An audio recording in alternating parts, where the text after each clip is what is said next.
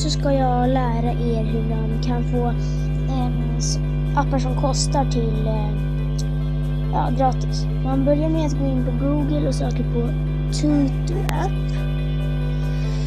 Ska vi se, Tutu app. Ja, så söker man på det. Sen så trycker man på den översta. Så ska det ladda klart bara. Så det beror på lite vilken telefon man har, iOS eller Android. Så har man iOS då kan man ha Regivare eller Whip, men jag har en Android.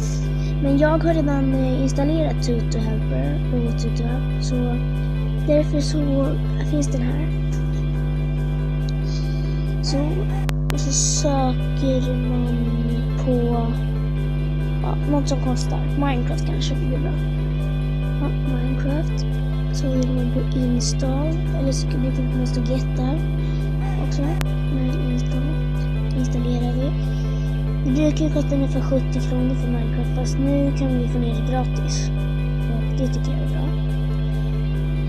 Ja. Sen ska vi se när vi installerar. Ja.